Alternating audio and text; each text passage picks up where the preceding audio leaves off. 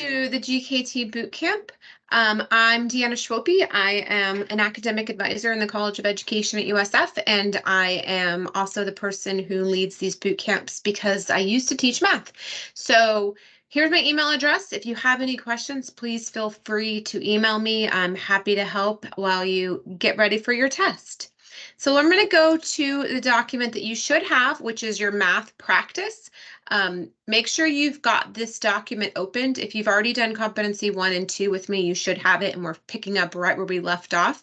If you're new to working on these with me because you didn't need 1 and 2, you might want to go back to number 1 just to watch the very beginning so you can get a feel for what the test is like, and kind of my resources and things like that.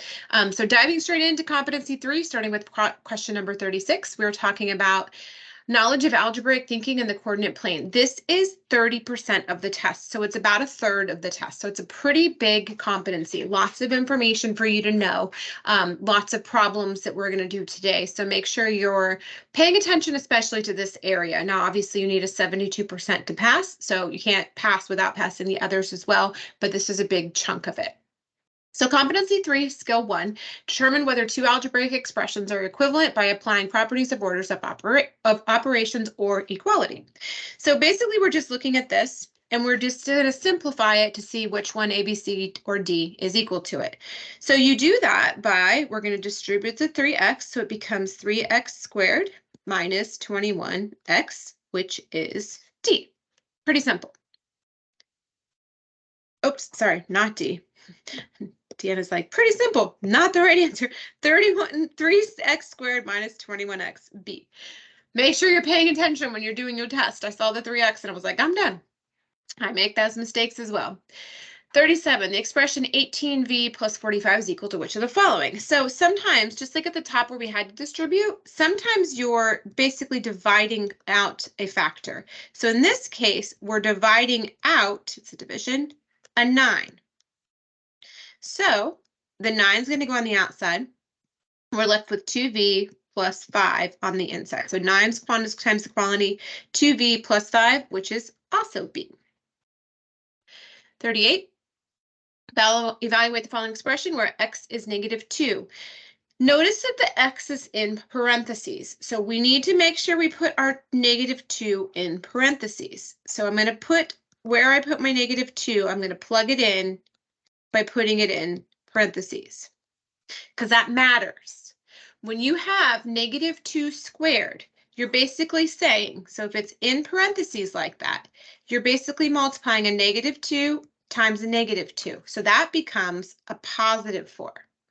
If the negative was not in parentheses, the answer would be a negative and then 2 positive numbers, and then the answer would actually be -4. So in this case, the answer is 4. 8 times -2 is -16, divided by 2 times -2 is -4. So orders of operations, we have to do our division first. So a negative divided by a negative is a positive. So we have 4 at the front. 16 divided by 4 is 4. So we have 4 plus 4, and the answer is 8. 39, just like 38, evaluating by plugging them in. So we have 18 minus 3 is B, plus 2 and -2 is A. I can put little brackets around those so I know that that was inside the parentheses, plus 6 times -2. So let's just do our inside the parentheses first. So 3 times 3 is 9. 2 times -2 is -4. So I'm going to just say -4. And let's go ahead and just do the one at the back. 6 times a -2 is -12 or -12. So now, even though we have parentheses, you can almost just go left to right, but since I have parentheses, I'll follow the rules. 9 minus 4 is 5, minus 12. And now you can just go left to right, so the answer is 1. Next page. Competency 3, skill 2. Identify an algebraic expression, equation, or inequality that models a real-world situation. So now we're talking about a little bit more in terms of word problems. A car salesman makes a base salary of $400 a week plus 4% of any sales he makes. So he makes $400 a week plus 4%, so 0.04 times his sales.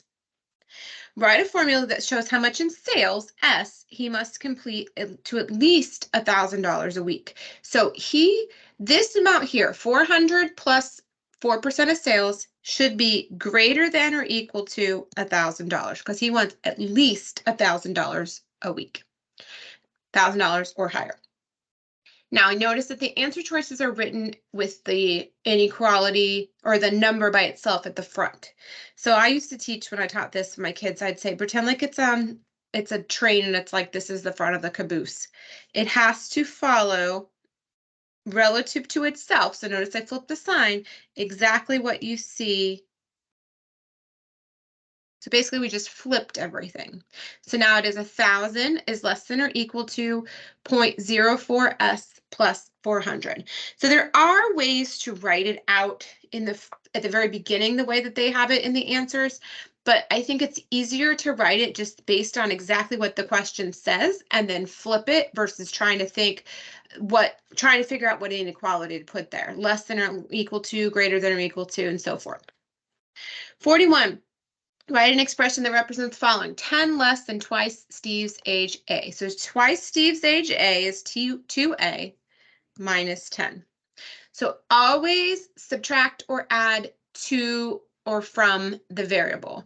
Put the variable first and then the constants at the end. Get used to doing that because like if this was plus 10, it doesn't matter. 2A plus 10 and 10 plus 2A is the same thing.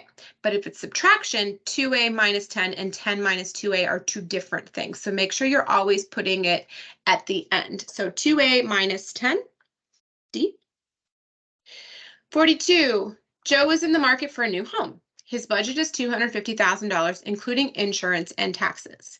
Write an inequality that demonstrates the base home price, P, which Joe can afford if he must pay 3% of the cost of his home in taxes and insurance. So his budget is that. So the price of his house plus 3% has to be less than or equal to 250,000. Excuse me. And you can simplify it if you wanted to 1.03p is less than $250,000. And you could always, you could go through and fully solve the problem, but all they wanted us to do was write the inequality, and you could solve it just by dividing. All right, 43, sweaters are on sale for 35% off today. Write an expression that represents the sale price of a sweater.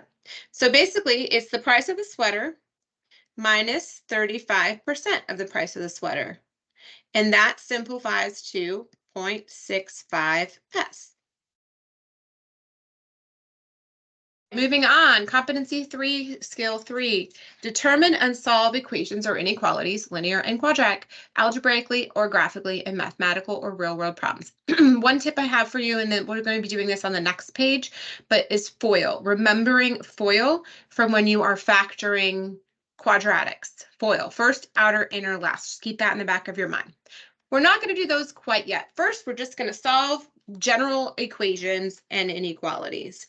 So first space, I'm going to go ahead and distribute before I write them out.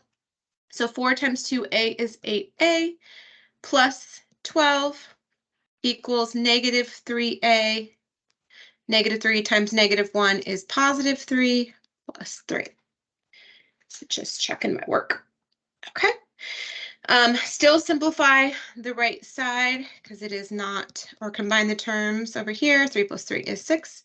Now, with equations, you can move the variable to whichever side you want. I like to move the variable to the left, just getting used to that, because when you get to inequalities, you're going to want to move it to the left. So I'm going to go ahead and move my A's to the left and my constants to the right. So you can move your A's by adding. Now, I'm going to do it all in one step. You can do it in 2 steps if that messes you up, but I just feel like for space, it's easier to do it in 1 step. 8 plus 3 is 11A. Equals 6 minus 12 is negative 6. And remember, if you have trouble with the remembering, adding, subtracting, positive, negative numbers, use your calculator. It doesn't nobody's looking if you go 6 minus 12 on your calculator. So it comes out to A equals -6/11. And it's okay to have a fraction. Obviously, it's a multiple choice test. So if you get the right answer and it's there, you got the right answer. All right, next one. Solving the inequality, I'm going to just distribute again here. 7n, 14 times 7 is 98. Minus 5 is less than 12n plus 53. All right, we need to simplify over here. 98 minus 5 is 93. Less than 12n plus 53.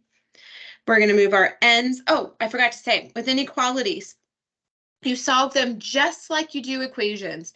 Ignore that it's a less than sign, pretend it's an equal, solve it just like you do. The only thing is in the last step, if you have to multiply or divide by a negative number to get the variable by itself, then you're going to flip the sign.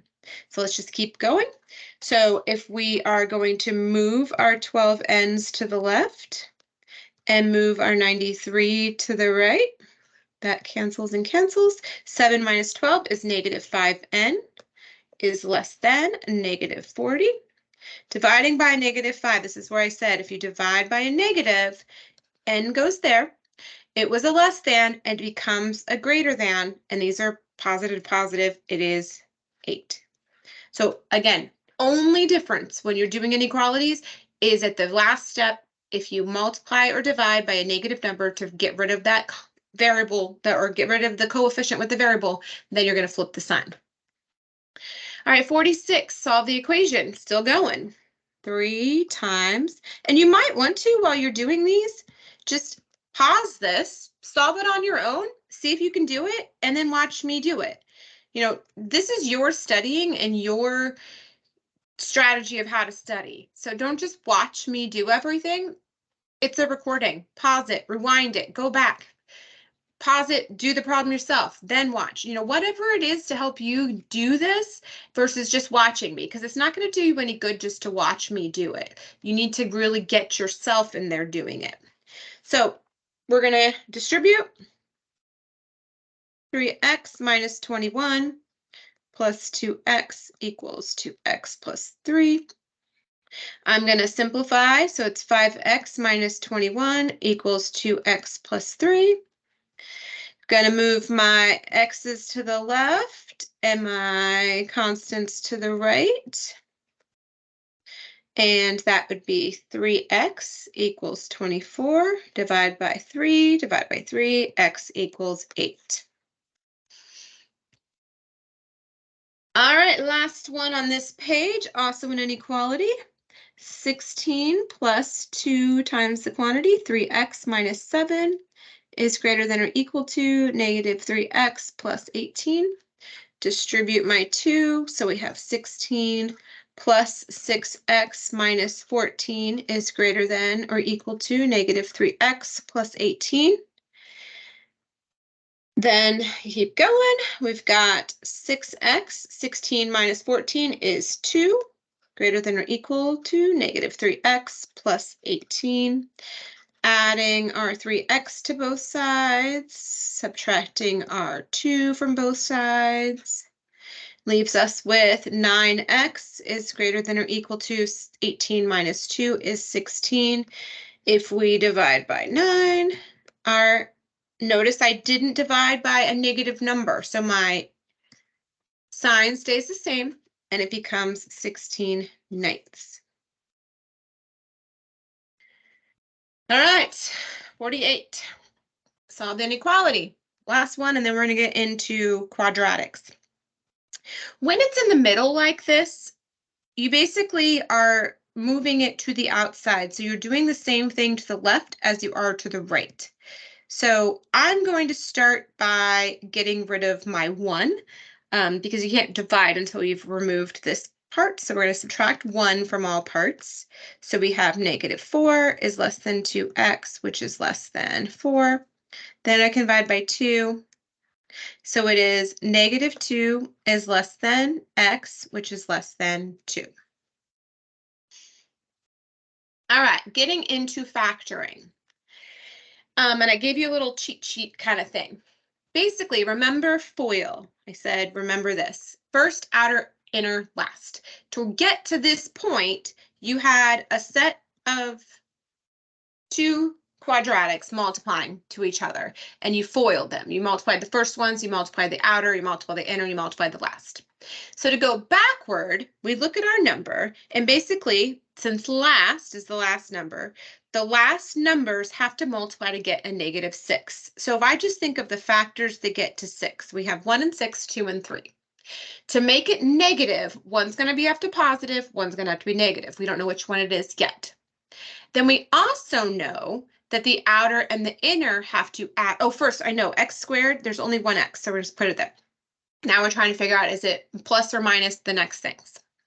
The outer and inner have to add to get a positive one. So basically, we're thinking about what could we multiply here and get a positive 1? And you look at it and you're like, oh, but it has to be a -6.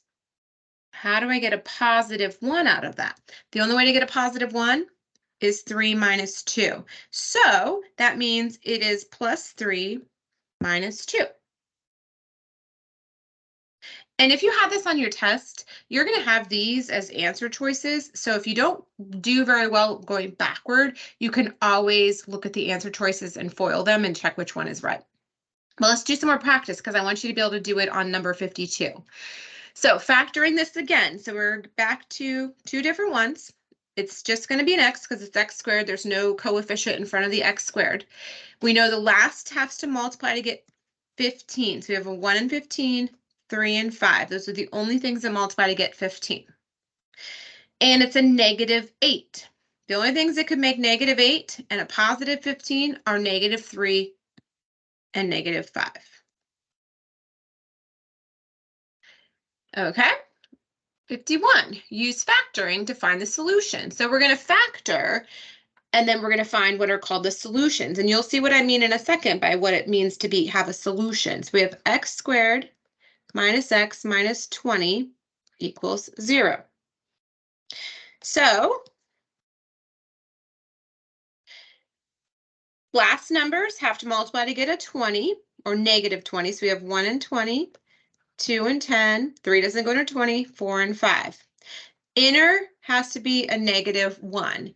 The only way you can get a 1 out of any of these is to use 4 and 5. To get a -1, the 5 has to be negative and the 4 has to be positive. Now, when there's an equal 0 like this, you are not done.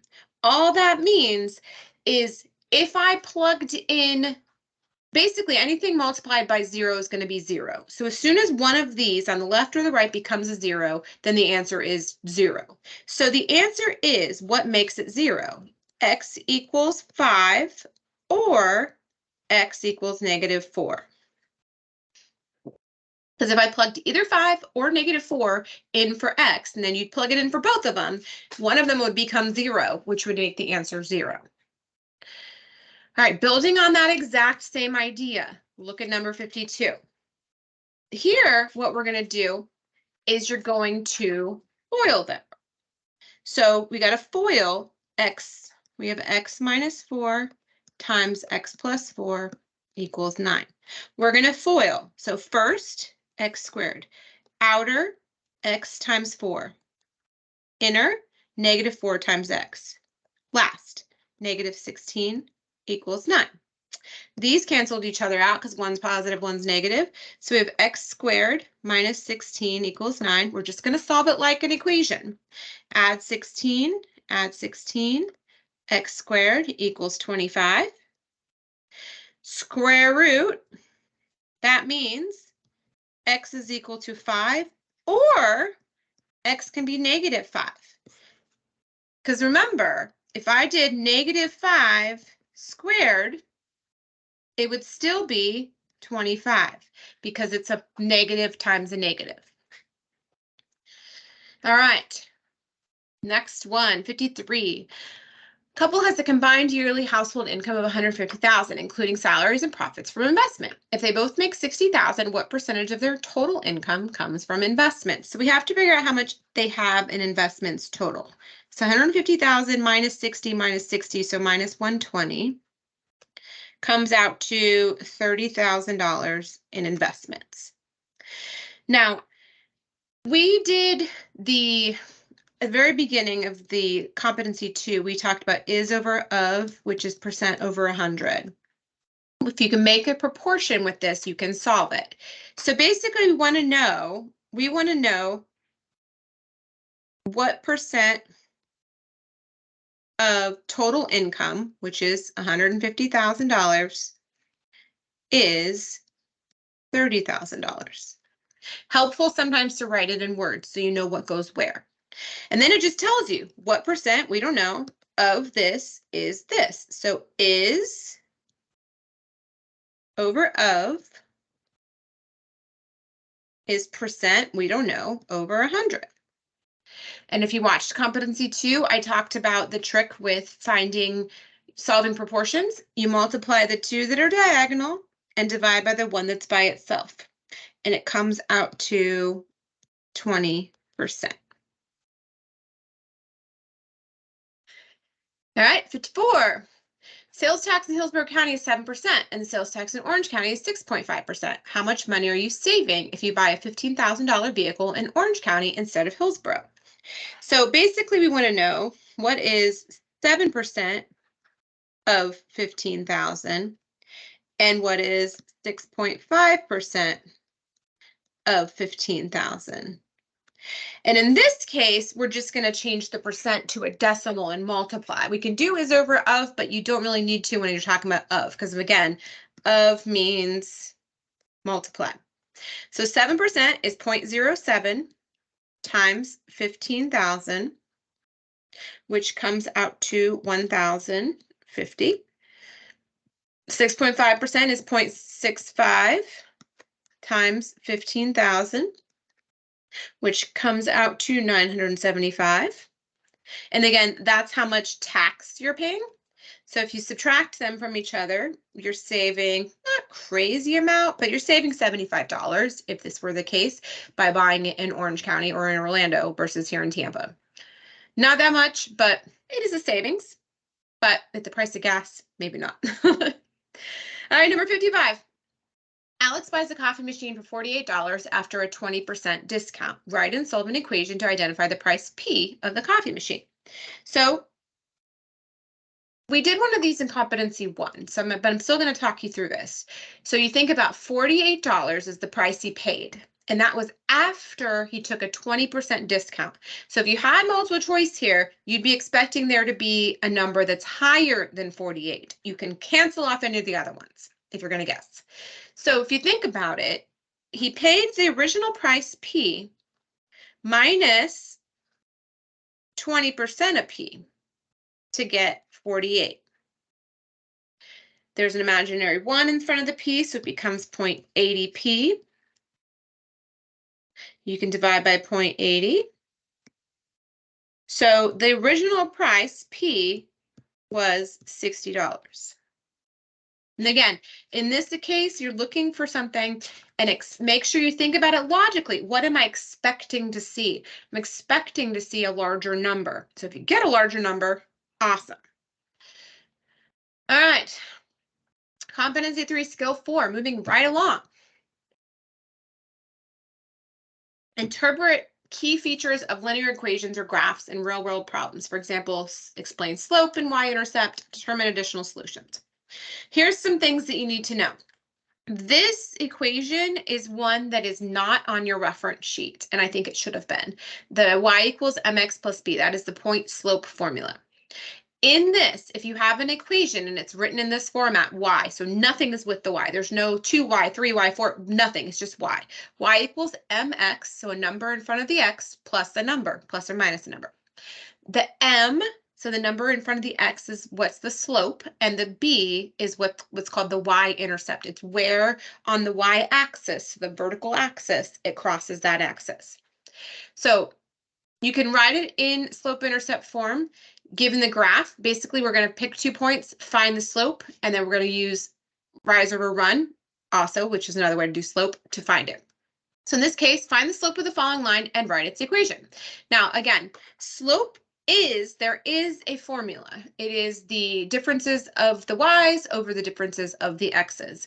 I'm not going to use that formula in this case. I'm going to use rise over run. If you have a graph, it's really easy. Pick 2 points on the graph.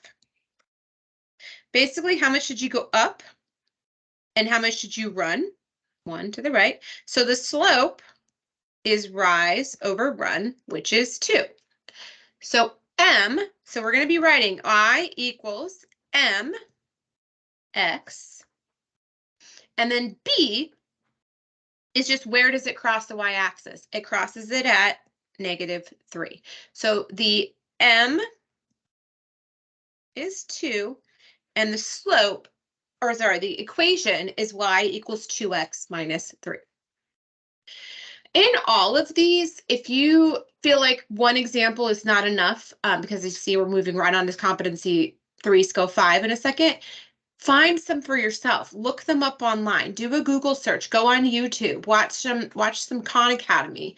Do some more resources.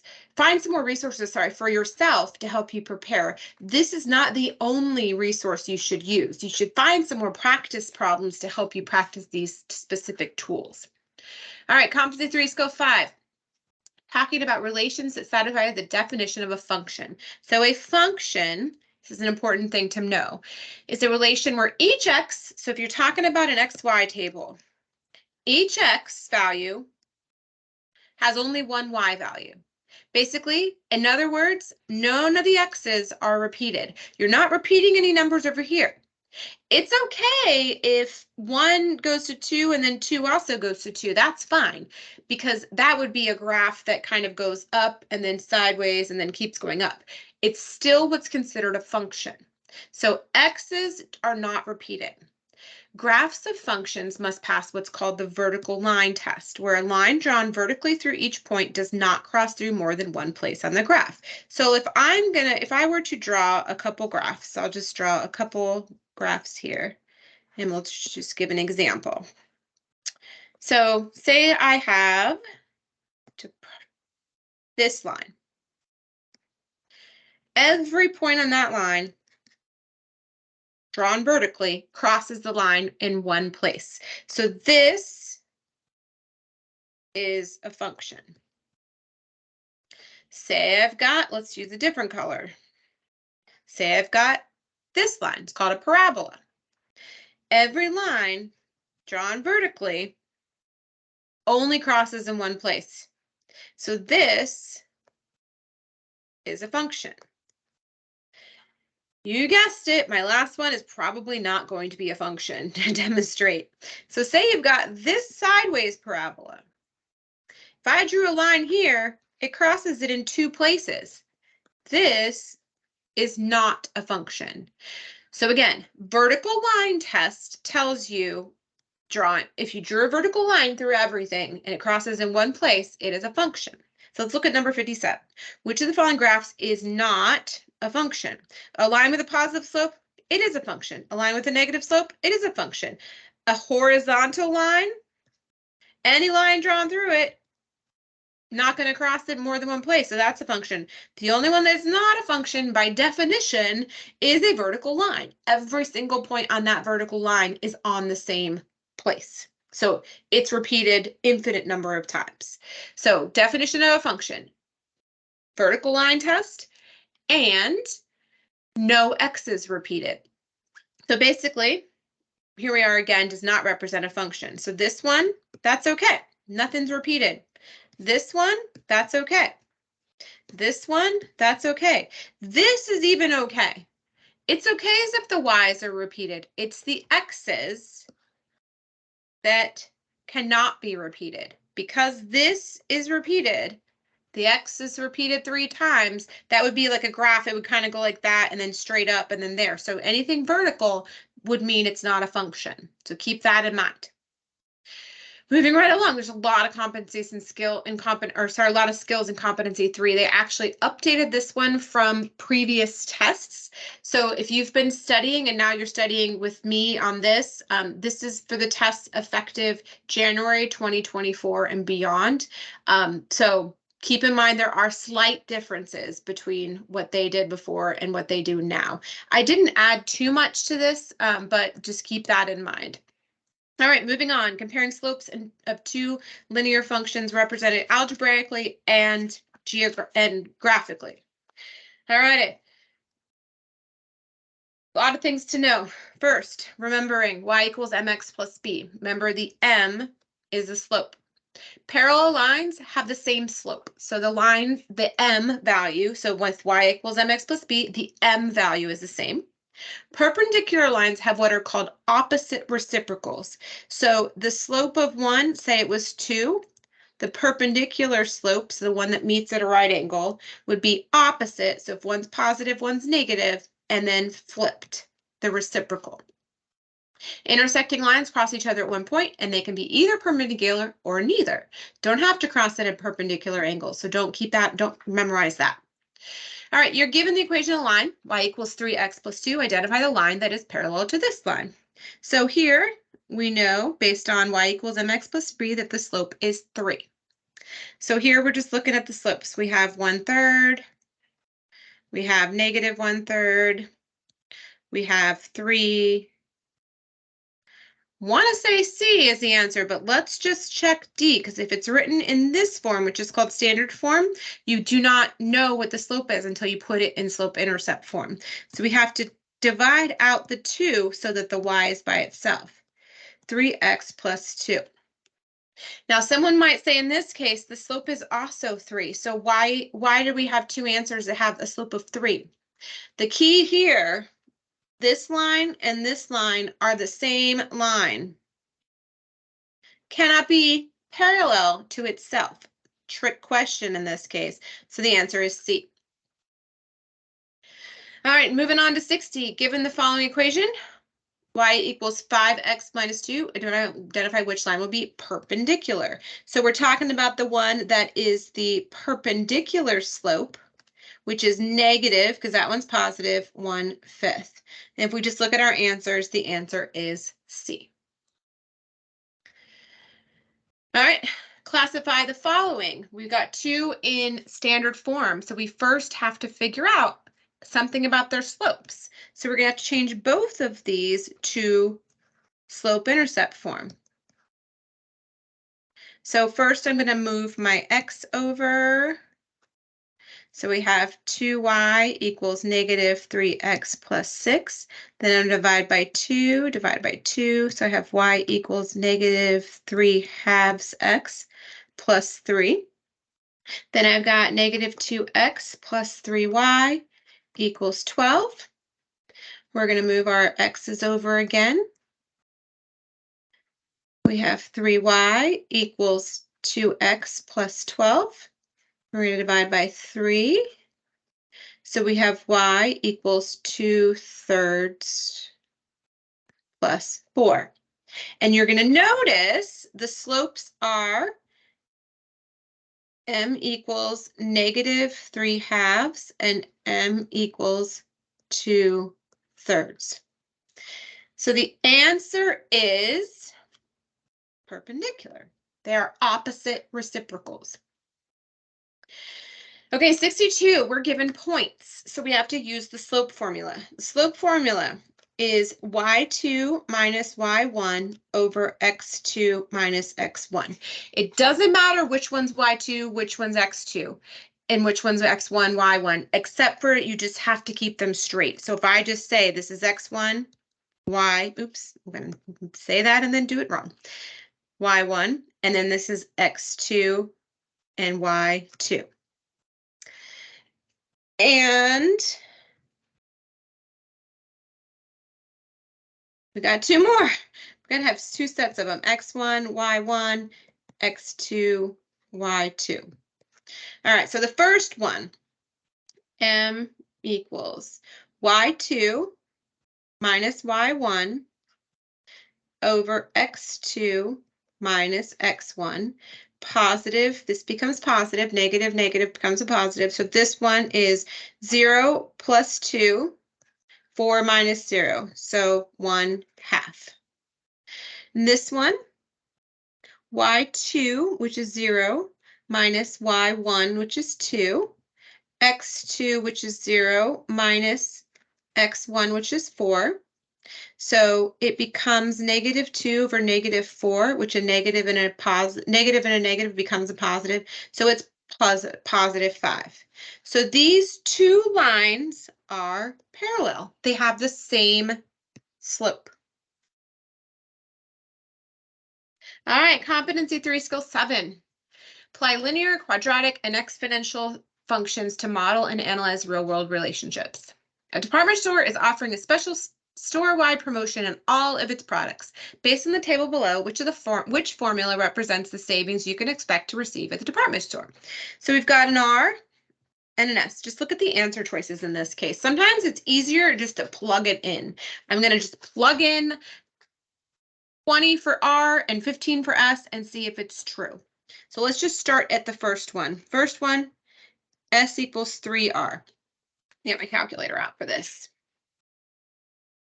So S is 15. 3 times 20. We don't need the calculator for this one. Does 15 equal 60? No. So it's not A.